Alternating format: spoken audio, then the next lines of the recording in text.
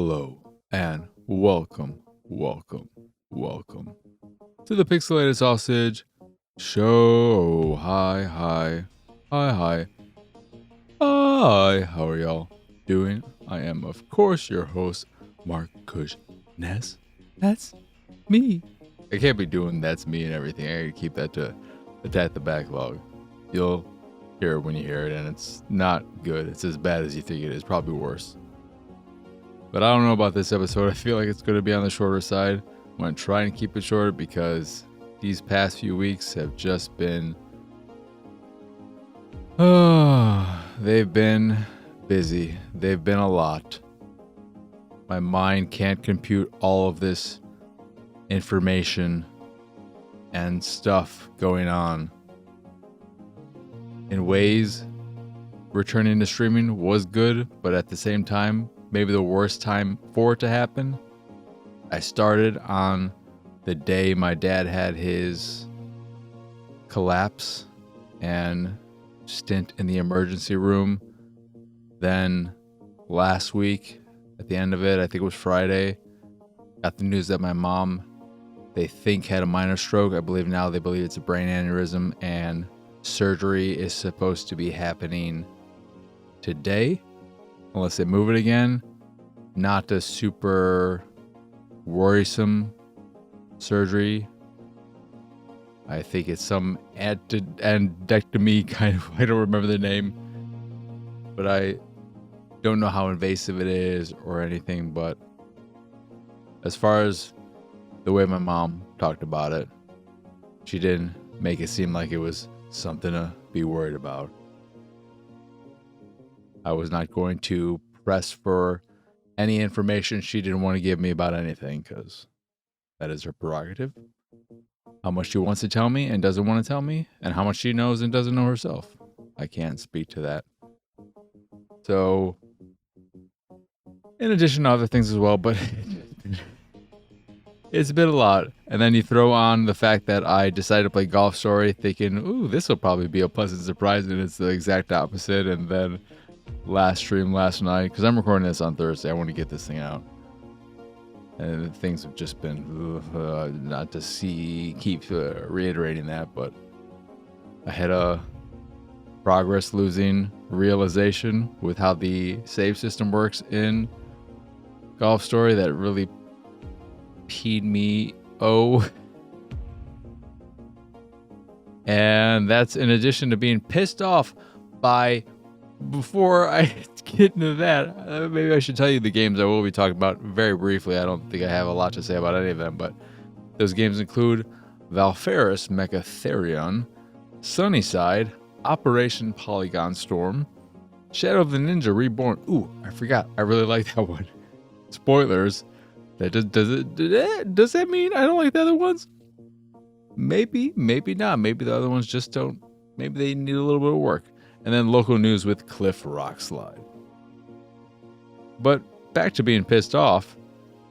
In all of the Nintendo announcements that came out during the Indie Spotlight / Partner Direct that they did, I was very excited about the Castlevania DS collection and the fact that it's on everything. I first thought it was Switch only, which wouldn't make sense, but I'm glad it's on everything because those games, well, I've only played Dawn of Sorrow, and that game is amazing, just like Aria of Sorrow. I was thinking to myself, maybe I should do a second run. Maybe it's time for a second run and I play one of those. Or I could play one of the ones I haven't played in the Game Boy Advance collection, or pick up the DS collection right now, which I'm likely not going to do. If I were to pay full price for any game coming out in the near future, it would be Dead Rising, whatever their remaster terminology is for that one. Reanimated, I don't know. I love that first game, and I'm really excited about that remake.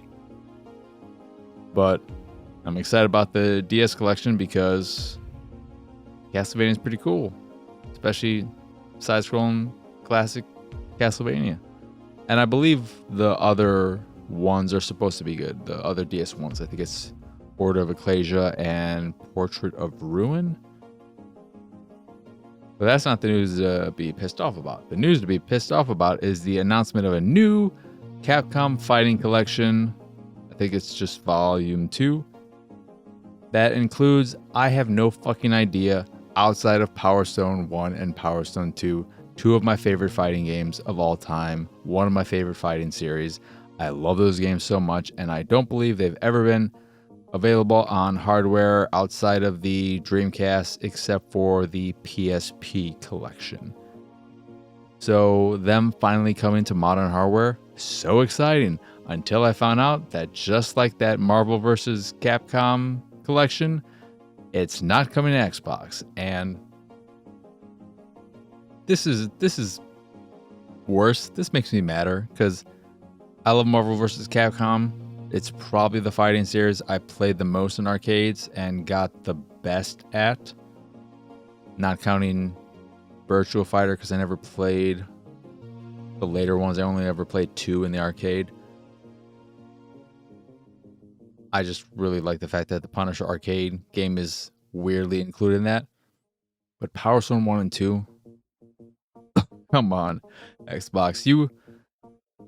You have to fucking figure this out, Microsoft, Xbox, because this shit is ridiculous. There is no way whatever the issue is could be that costly, that time consuming, that they can't make it happen.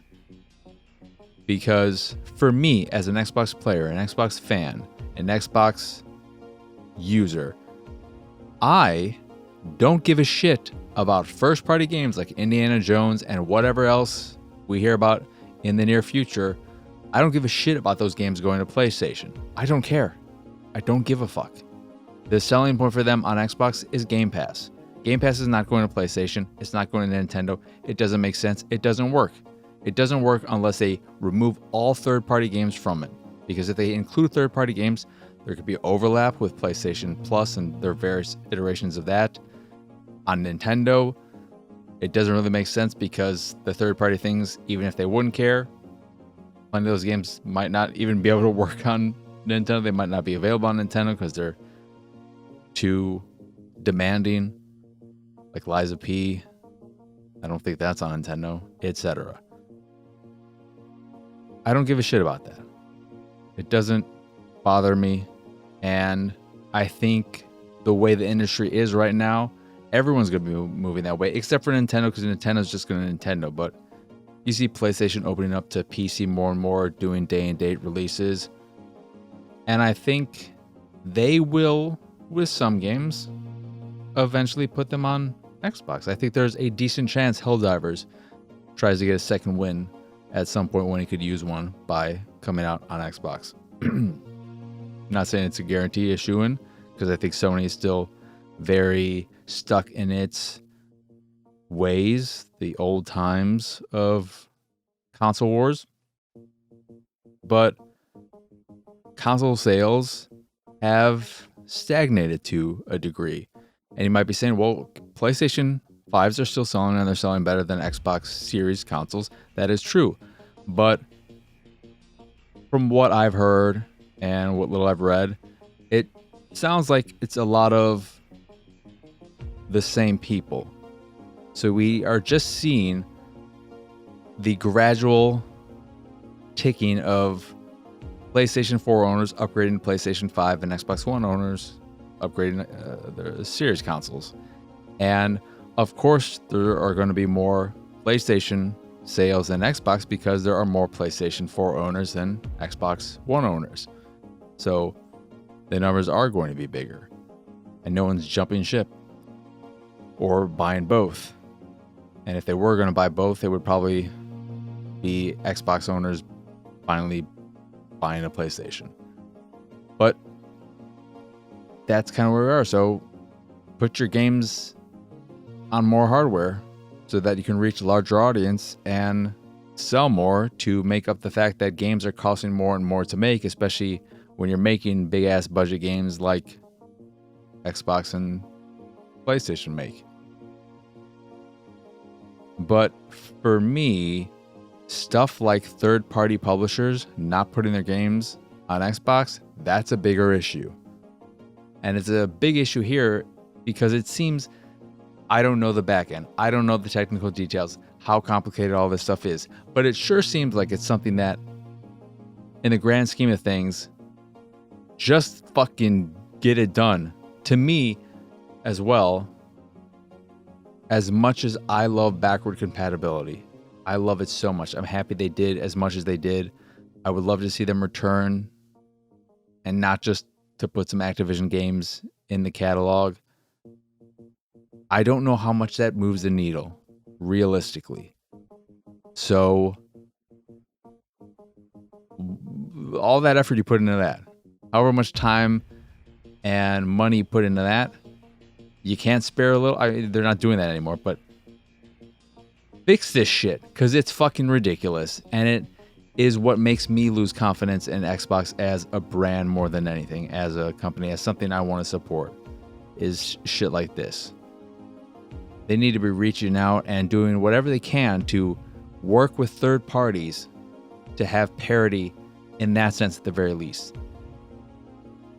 Do I think Sony might put some games on Xbox at some point?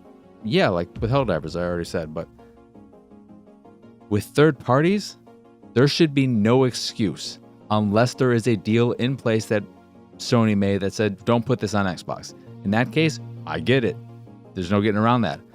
But if there's no exclusivity deal and the only issue is either they don't think Xbox is a strong enough brand, or they don't think it has the consumer base that would speak to whatever game they're selling, that'll keep being the case if you don't get the games on here and make people realize, hey, Xbox is also home for these kinds of games.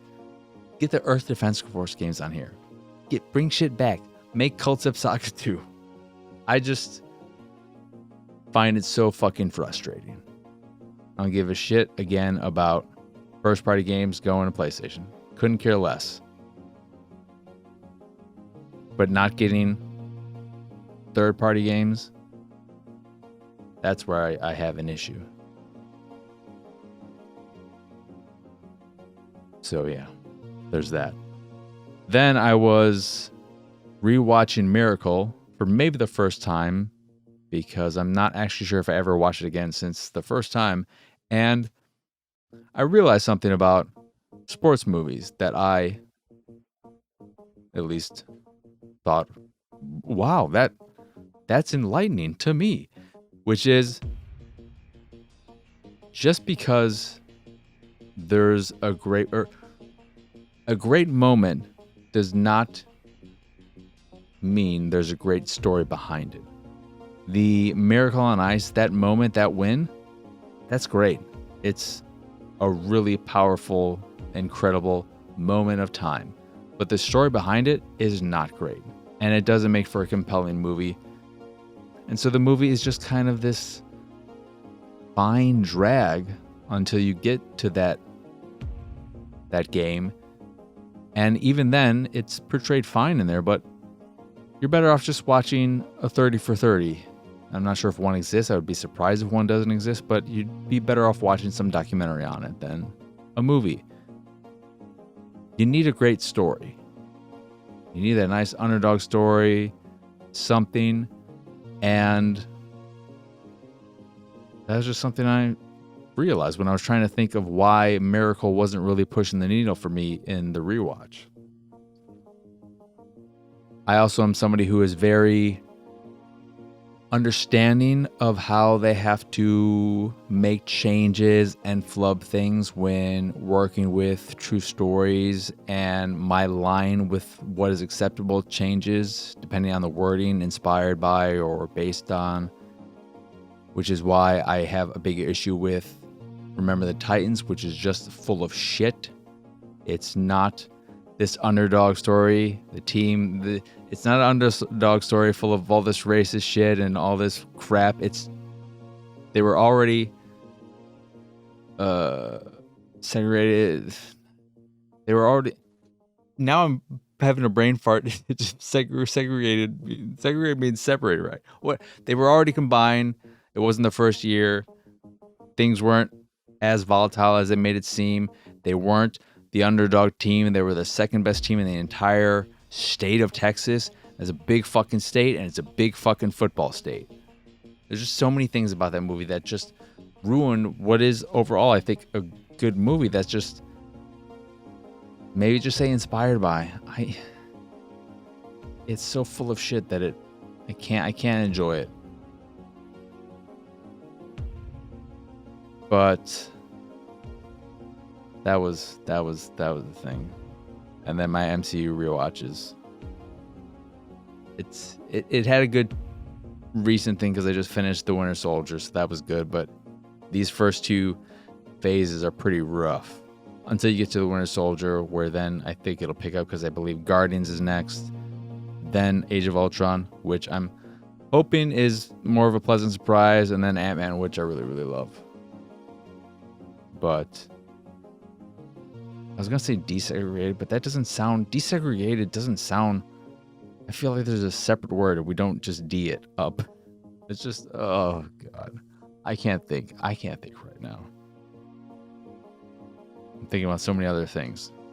My brain doesn't work well normally, and now it's just extra broken. And I'm not excited to play more Golf Story. I'm so not excited about that. But what I'm not exactly... Let's get on to what I've been playing. It started with Valfaris Mecha Therion. So the first Valfaris game was more of a traditional side-scrolling action platformer, a la Contra in that kind of vein, from what I can remember, but very stylized, very metal infused, heavy metal music and all that kind of jazz. Some high saturation, funky colors, kind of trippy colors, psychedelic look to it. And it's pretty cool. I didn't play too much of it, but I remember digging it, and I was excited to hear about this sequel, this new game in the series that I believe came out on PC maybe last year, and now it's made its way to console, and I got to try it on Xbox, and I wasn't paying attention, I guess, so I didn't realize it was actually a horizontal scrolling shmup. You're still in your mecha heavy metal suit and all that jazz, and it has the same aesthetic. Pretty nice pixel art. But it's a horizontal scrolling shmup. And I don't like it, and I don't like it because I just don't like the way the mechanics work. So it's a case of me not liking the creative decision, but if you end up thinking this sounds fun, then I think it's worth a shot overall. I think there are other issues that are more universal, but the main mechanic of how it works is that you have your basic weapon, and you'll find weapons as you play through more and more, so you can switch it up. You can have something that's more akin to a shotgun. You start off with a traditional type of machine gun, and you also have a sword, and then you will get some relics, or I forget the term for them, and things that give you some additional abilities, like being able to throw your sword. What I don't like is that your weapon has a power meter, and as you're firing it, the power meter will deplete until it's empty, and then your main bullets are weakened. They're significantly weakened. And the way you replenish your power bar is by killing enemies with your sword. So you have this trade-off system of having this powerful long-range weapon, but having to get in close and personal with your sword in order to refill and regain power in order to keep it useful. It's a cool idea, and I'm sure some just hearing about that will find it very appealing. I was curious about how I'd feel about it, and in play, I didn't find it particularly enjoyable. Maybe it's because I didn't think the melee felt that great. I did like when I got the ability to throw my sword, But it didn't seem like that was bringing in as much power as having to get up close and personal. I don't know if that was just me thinking it wasn't doing as much, or if that was actually I forgot to go and check and see, just throwing the sword and not even going to see if there was a difference or not. But that main system just ended up turning me off. It's pretty easy and forgiving early on in that it has a lot of checkpoints frequent where you upgrade weapons and change loadouts if you want. And depending on the level and area you're in, something might be more useful. You might have a weapon that'll throw bombs at the ground, which could be better in one area and not that useful in another. But it's just not clicking with me. I might play some more, but I think I would rather first go back and play the first Valfaris and then see if that leads me into this and wanting to play more of it. That is again Valfaris, Mecha, Therion. Next is SunnySide, which is a cozy game, farming game. You've heard it all before, but it has some unique things to it that have me very intrigued. Sadly, it's a bit buggy and janky currently. I'm playing on Xbox with some funky UI that doesn't feel optimized for console and gamepad play. I believe they've said they're going to be updated and whatnot frequently. That's their plan. I hope that's the case because I do see some potential here. One, it has a unique camera perspective in that it and a look to it in that is very reminiscent of Persona 5 specifically. It's very anime in that way, but it does just have that kind of general vibe, and I like that. I like the look of it. However, textures take consistently a long time to load in. They could take upwards to around 10 seconds at times. And this is immediately noticeable right off the start right off the bat when you are creating your character, and at first your character looks like some mushy clay mess freakazoid. It looks like Kevin Bacon in Hollow Man when he's pouring the skin goo out of me. It's like, what? You look fucking weird, dude. And it's freaky, and I was worried that's the way. I didn't know that the textures were going to load in because it was taking a while, and I was scared that I was going to be forced to create a monster. And then after you go through all of that process, and there's just some weird buggy things in menu navigation where things aren't always doing what they should, and even in the game it's a little clunky, but I found it amusing that it starts off with you a lot of back and forth texting with, I think, your sister, where there are so many bubbles and time has clearly passed, but the time never changes. So this conversation has supposedly happened all within 60 seconds or less. Crazy. And then when you are bidding on the plot of land that will be your home, where you put your home and all of your other things, the auction is going back and forth. You bid once and then it gets pretty high and it asks you if you want to bid again or not. And if you say no, it says, oh, too bad, you failed. Do you want to go to the main menu or try again? I was not expecting a fail state so early on in the game. I wasn't expecting a fail state, period. I thought, oh, this seems high. Maybe I'll try for another one. They wouldn't even let us see the land. They're just telling us it's pretty good. We're just supposed to believe them. So maybe I don't want to spend this much, even though I had no frame of reference for how much money it was. It could, as far as I know, have been $10 in American US dollars. I didn't know what kind of money this was, but I still didn't want to pay it. So I failed right off the bat. And then I said, yeah, okay, I'll try again. Got my land, talked to some people so that I could go there. And it was a pretty barren place. And that's when I was like, oh, it's the performance doesn't feel super optimized. It's just pretty rough around the edges with the textures loading in and so many things that make it they make it just something I would like to come back to, but right now, fresh out of the oven, I want to give it some time to cool down because it came out pretty hot. But I like some of the vibes about it. I like, again, the look of it, the style of it when things are loaded in, the general feel. I like that instead of having a watering can, which you've seen a lot of these ones, and maybe you'll get one eventually, but I haven't used a watering can in maybe decades.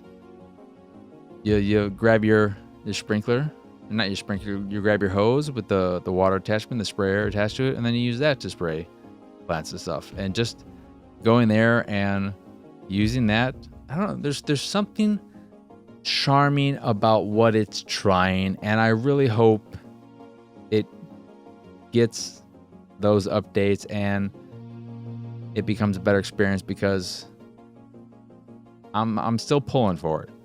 I was excited for this game when I first heard about it and got emails about it because it just looked like a melding of things. One of the things that you have your cell phone, which you use to interact with stuff, and I like it's got some things that are just like, ooh, I want to like you, let me like you, and it's just not quite there yet. That's SunnySide. Then Operation Polygon Storm is one of those strategy games where you have your base and then another base at two ends, and you're slowly gaining some kind of currency, and this is just money, that allows you to purchase units or abilities, and you're trying to get to the other side and take out the other general, captain, leader, so on. So you are just constantly calling in troops and trying to pick the best grouping of them. You can select one or multiple by clicking and scrolling, covering an area, and then tell them these ones to go in this position, these to go in that position. If there's a drop that a supply drop that came into the space, you can send them there to collect it. Pretty basic stuff, military themed. And what little I played was okay, but it didn't do that much for me. It didn't feel like it was doing anything new. And vibe-wise, setting, visuals, just pretty generic stuff. It was just, I've played plenty of games like this, but this one is lacking the character and personality to make it stand out and make it something that I want to play over other similar games. Then Shadow of the Ninja Reborn is a remake of an NES game that I do not remember. But I played first two areas, and I really like this. Side-scrolling, action platformer, you're a ninja. You get a whole bunch of abilities. Pretty forgiving in that you have unlimited continues in the default difficulty. I'm not sure if there's a harder one that makes it more challenging. But you get so many different abilities and pickups that can do various things. Giant club, sword, shuriken, homing shurikens, those spiky things that can go on the ground and hurt enemies. In addition to your basic sword, you're very maneuverable. You don't have a double jump, but you can attach to a wall, then run up it for a little bit and jump off it. You can grab onto any ceiling above you, and if it's open, you can flip up on top. You can... It's just The visual upgrade is quite nice. It's very nice to look at, and it plays well. There are collectibles to find, and I don't know. It's very simple in design because it is based off an NES game, and I can't speak to how one-to-one it is in terms of level design and all that, if it's just a full-on one-for-one remake or not. But the boss I fought, they offer a solid challenge. And another nice thing about the boss is that when you do die, you will lose any pickups you have, but the boss will have some pickups there that are useful. Yeah, it's just it's a fun action platformer that offers a rewarding challenge that's not too difficult. I didn't think it was brutal or anything in that sense. It's just, I had a good time with it. I'm excited to play more of it. It might be something to start over and stream. I just want to stream. I want to stream a whole bunch of stuff. But what I'll stream, I definitely need a guaranteed winner after Golf Story. That's for sure. But shout out to Ninja Reborn, check it out. Then the last one is local news with Cliff Rockslide, which is a visual novel, they say, in terms of the way it delivers its story, and I guess it fits that bill to some extent. But what kills this game is that, one, I don't think the writing is all that great. So that's a big negative there. But more so than that is the gameplay. You play the cameraman for Cliff Rockside. Actually, you know what? Rock Cliffside? I think that would be a better name. We should change his name from Cliff Rockslide.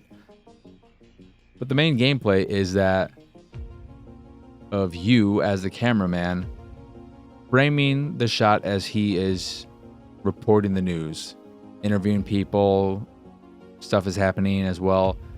And what ruins this, and there's going to be dialogue and stuff happening here, and maybe that writing is something you're supposed to consume and engage with, and it's maybe really well written, because I haven't paid attention to that shit, because what it wants you to do is focus on certain characters when they are outlined in various colors that indicate whether or not you should do a wide shot or a zoom in.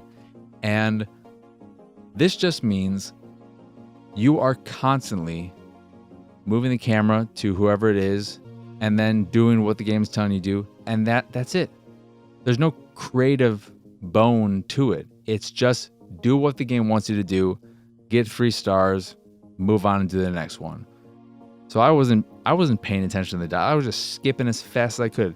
Okay, I got the shot. Boom. It said it sparkled with stars. It was just like, yeah, great, you did it. Okay, click, click, click.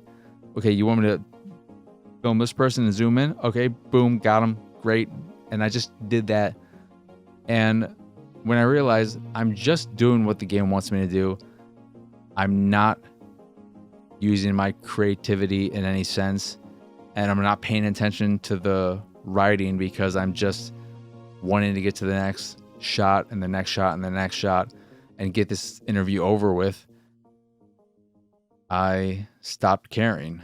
So I think in this case, even if the writing was good, what little I did read, the gameplay is at odds with it, and that it's making me not want to engage with the writing regardless. So while I think there's some... I think the game should be... What I would say the issue is that it probably just shouldn't highlight any of the characters. It just shouldn't do the highlighting. It should make me try and figure out the best way to frame the shot, what it wants from me, what it expects from me, based on who's speaking, what's happening, and allow me to figure it out as if it were a puzzle, instead of it just being here. It's like having a blank piece of paper and some colored pencils, some paintbrushes, some paint, and being told, paint something. Or at least it's saying, here, paint a tree, and then I'm allowed to paint the tree. And then in the case of this game, it is, here's a paint by numbers picture of a tree. Color it in. So it's the difference between getting a blank piece of paper and being given a prompt and then allow the creative freedom to figure it out for yourself. And you'll be graded depending on the teacher's criteria, of course, the person, whoever, their criteria, versus just getting a piece of paper with the thing already there that has all the information and everything you need to do, and it just says, okay, just do this. Why? I understand that certain people do like that type of stuff, but as an artist, I guess making it more difficult for me, I don't see the appeal of paint by numbers. Especially even coloring books allow you the freedom to pick the colors you want. I understand that. Not for me still, but paint by numbers, no. And that's what local news with Cliff Rockslide is. It's gameplay by numbers. That is going to do it for this here episode of the Pixelated Sausage Show. I apologize for the iffy episode it's been. I apologize to all. Hopefully you understand to an extent. If you want to watch me, if you want to see me torture myself to make up for it, check out me streaming Golf Story 8 p.m., 11 p.m. Central Time tonight and probably in tomorrow. Hopefully I'll finish it. I'm going to make sure I finish it right. No way I'm fucking starting again, playing anymore next week. But I am, of course, your host, Mark Kuznez. Again, y'all can find me pretty much everywhere at PX Sausage. If you enjoy this here show and this stuff I do and what have you, you can support me and my nonsense over at patreon.com/PXS. There you can get access to a monthly Q&A, some fancy Discord roles, a private Discord channel, random drops here and there, and more depending on your tier, of course. Or you could just support me to support me. That is, again, patreon.com/PXS. But in addition to the Patreon, you can find links to the site, the YouTube, the Discord, and so much more over at pxsausage.com. But that is it. That is all. As always, thank you for watching or listening. I hope you enjoyed this here episode, and I hope you have both a wonderful rest of your day, a lovely rest of your week, and a wonderful weekend. But for now, adios, arrivederci. Bye bye.